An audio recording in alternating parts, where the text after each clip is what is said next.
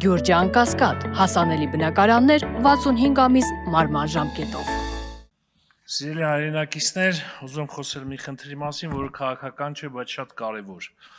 Ուզում խոսել Հայաստանի Հանրապետությունում բեռնափոխադրումներ իրականացնողների շահերի մասին։ Տեսեք, բեռնափոխադրումներ իրականացնողները, որոնք հիմնականում Իրանի Իսլամական Հանրապետությունից են ներկրում Հայաստան կամ արտահանում բեռներ, հայտնվել են շատ փակուղային վիճակում։ Պատճառները բազմաթիվ են, բայց ես կարող եմ նշել դրանցից մի քանիսը։ Օրինակ,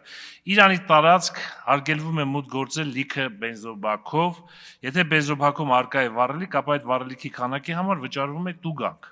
Չգիտես ինչու Իրանում մեր բոլոր բեռնատարներին ստիպում են, որ լիցքավորեն դիզվառելիքը Իրանից եւ բարձր գներով։ Իրանից դուրս գալիս on-line գրանցում են հերթում, տեղ վերցնում, բայց այդ on-line համակարգը չի գործում, մեր հայկական մեքենաները օրերով, անգամ մինչև 15 օր մնում են այդտեղ, հսկայական ծախսեր են անում, բայց իրանական մեքենաները նույն օրը կարող են մտնել, դուրս գալ առանց հերթի եւ այլն, ինչը լուրջ մրցակցային խնդիրներ է առաջացնում մեր համար։ Տարբեր տեսակի վճարումներ են պահանջվում եւ 1 վարորդից մոտավոր հաշվարկով գանձվում է ավել 80-ից 100,000 դրամ անհասկանալի պատճառներով ինչ որ գանձումներ են պահանջում, ինչ որ միտեղ կանգնելու, ինչ որ միտեղից դուրս գալու, ինչ որ չգիտեմ ժինջիլի վարձ կա, այդ ինչ վարձա ոչ մեկ չի հասկանում եւ մոտ մի 100,000 ամեն վարորդ հենց նենց վճարումներ է իրականացնում։ Իրանական մեքենաները դիզվառելիք են բերում իրենց հետ, անհրաժեշտից ավել գրեթե կրկնակի, ասենք իրենց պետք է գան Երևան եւ գնան 1 տոննա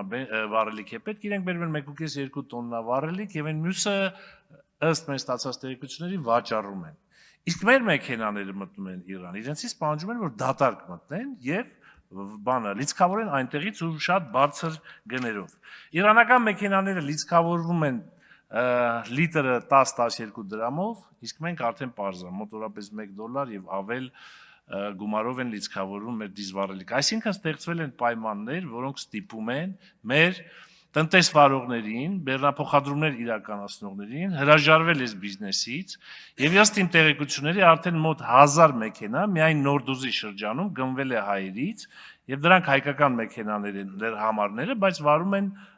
պարսկական ընկերություններին։ Այսինքն այս բիզնեսը, որը վերաբերում է հազարավոր քաղաքացիների,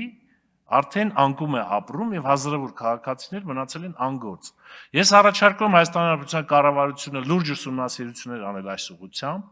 եւ միջոցներ ձեռնարկել եւ միջոցների մեջ առաջարկում են փոխադարձության սկզբունք կիրառել, որը ընդունելի է միջպետական հարաբերություններում, ինչպես մեր քաղաքացիների, մեր տնտեսվարողների նկատմամբ են իրականացնում վարչարություն այդ երկրում, կներեք եւս 20 վայրկյան։ Նույն վարչարությունը մենք իրականացնենք։ Արգել ենք ավել դիզվառելիքի ներմուծում Հայաստան,